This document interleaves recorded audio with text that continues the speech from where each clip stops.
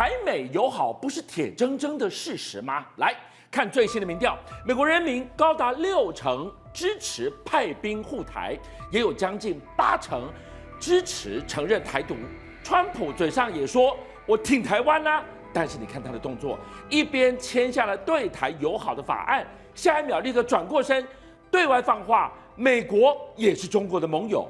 结果呢，前白宫国安顾问波顿他就说了，只要北京开出够甜的条件，台湾不是不能卖耶，何时卖，怎么卖，只是早晚的问题。刚我要想呢，美国到底挺不挺台湾？这个要分2个层次来讲。第一个，我们先看民间哈，就像跟我一样，民间非常挺台湾。怎么说呢？这个是美国民调最新的民调显示说，60%的民众希望美军在台湾发生战火之后呢，希望派美军到台湾来做协防。是60%的美国民众是赞成这样的情况。再来，有74%的民众是对于中国是支持美国对中国实施制裁，去年才66%，今年已经上升到74%哦，将近10%。好了，再来呢，有71%的美国民众呢支持向台湾提供更多的军事装备，这个是最大幅增加的，因为去年只有56%，今年来到了71%。好，最后呢就是70%的美国民众呢也支持美军部署到台湾周边的海域，这个是最重要的哦。所以你看得出来，军事护台，对军事护台，所以美国的民众是非常希望说，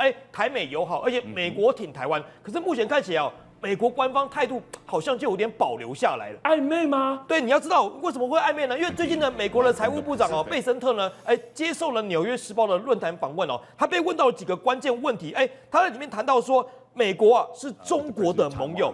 听到这句话的时候，如果你是记者，你会不会想追问？一定会想追问。那如果美国是中国的盟友，那台湾包不包括在里面？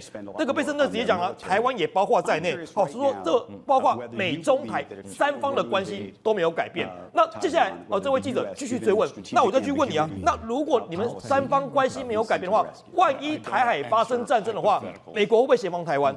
他这时候就有点保留，有点闪避问题打太极他只说这个假设性的问题不回答，所以态度保留咯。这个是台湾人最关注的。我买你武器，等到台海有事，日本都说日本也有事了，美国你不来协防吗？你居然说是假设性的问题，我就问了。川普，你到底什么意思？我们上个星期到今天，我们一直在关注他签了不少友台的法案呢。对，所以你从贝森特的态度会看出来，现在看得出来，整个美国的官方对于中国大陆的关系，他们希望能够和缓来处理。从几个脉络来看，最近其实川普政府要推出了2个战略文件，第一个是国家安全战略文件，第二个就是国防战略文件。那这2个关键到底对美中台关系有什么样的影响呢？我言下之意直接跟他讲，这2份文件其实里面就可以揭露出目前美国谁是经济伙伴，谁是战友，谁是盟友，谁是对手。所以这个战略里面文件会介绍非常详细，但是他推迟公布了。他没有在既定的时程里面公布出来，为什么会推迟公布呢？因为贝森特他希望说里面涉及到对于中国关系的内容重新要调整，他希望能够和缓里面的措施。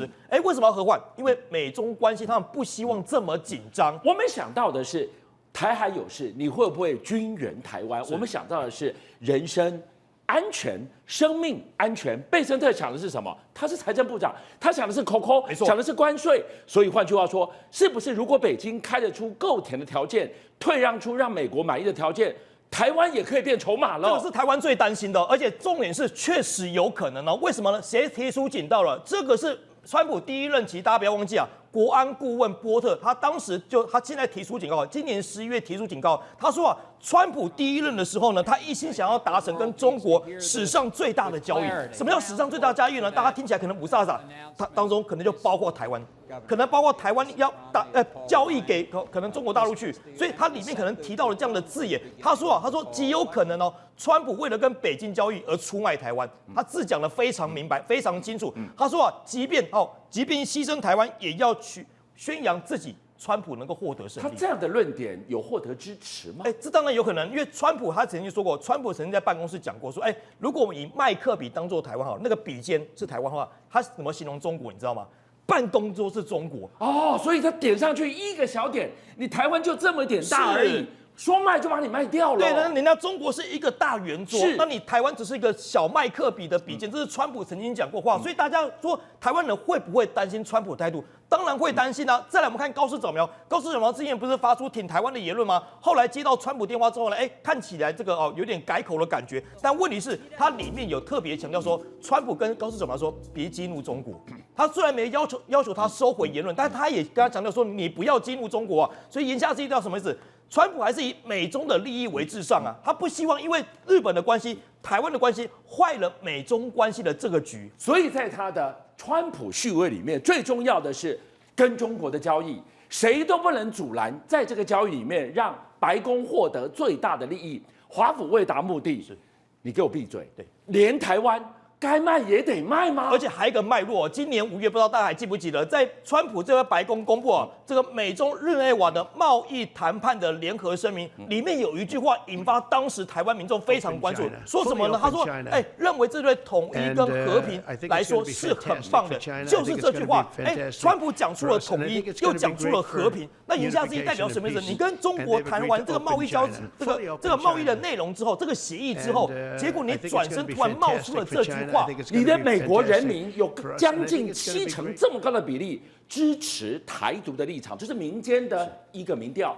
结果川普为了关税，为了达到他的目的，连统一他都讲出来了。对，所以一般台湾民众会很担心这个地方。所以你看得出来哦，台湾卖了，美国的民间跟官方的态度是有落差的。好，我们再给大家看到另外一个极为敏感的指标是什么？军售。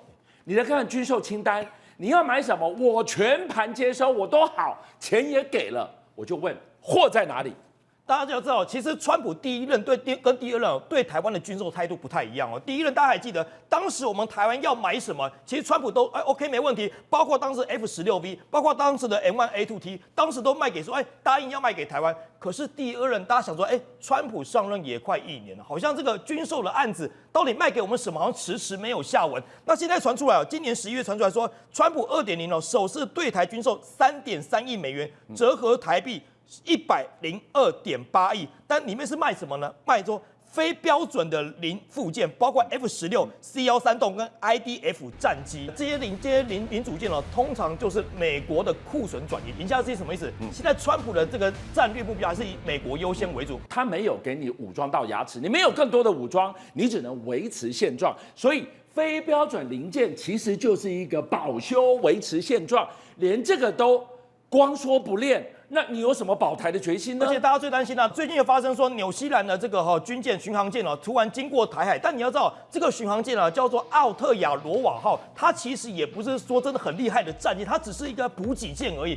虽然它上面有搭载武器，但是老共非常紧张派了7艘的军舰跟着它，甚至还战机直接跟着它。哇！当下想说，这个台海是要发生什么事情呢？那你要知道，当时这个纽西兰军它只是一个补给舰而已，它只是经过台海而已。结果呢，引发了老共非常紧张的一个态度但是后来这个补给舰它一路闪避，从澎湖的西北海域出去。但问题是，我觉得最要命的是什么？我们国军有点后知后觉，国军是在共舰追逐之后才发现有这样的情况，而且不是当下发现隔了好几个小时。人家只是依法穿行通过，你居然模拟7打1实兵演练要包抄他，这个水到你家的吗？所以看得出来，老共可能评估现在目前台海的这边战力他把它变内海了，已经变成有点内海，甚至把它视为有点落差的情况，所以才敢那么嚣张嘛。可是你看，老共出招一招接着一招，除了这个军舰大规模出来之外，接下来这个我是觉得最紧张的。2026解放军从明年3月1号开始要统一发置这个晶片防卫功能。你帮我翻译成大白话，这个政策会如何牵动台海局势越来越紧绷？我们知道，这通常如果我们预备人员要叫招的话，可能会先收到兵单，兵单之后呢，你可能过几天之后才会到一个可能像台北火车站做集合，类似这样概念。那老共呢，当然也有预备军役这个部分是他们以前呢也是像我们这样子寄信甚至发 email 的方式来通知说，这个某某某你要去服役这个会有时间差。但是，一旦开战了，万分急，等都不能等，它大幅压缩了动员后备军人的时间。它缩短多少？现在叫秒级动员，它全部给它数位化，一幅缩短这个教招时间，就是要开战了，就是要开战。所以你看它老部公共机密哦，那我们也希望说美国赶快多点挺台湾，还没到的武器通通到齐之外呢，在言语上也能够尽量挺台湾，达成吓阻作用。57报新闻的所有好朋友，军相又来了，谢谢大家，是你们的订阅数加持了我们，让我们在4月6号中午过后破100万了，多不容易！你知道每一天晚上9点到11点在播的时候，我要盯着直播人数升还是跌，一觉醒来我要去看有多少人来点阅。一段时间你们给了我100万的订阅，真的无限感激。最后我要跟大家瞪眼看，再一次谢谢你们大家，同时请介绍更多好朋友来支持57报新闻，俊相还有优秀的57报新闻团队会继续为大家每一天挖真相。Come on, come on, come on.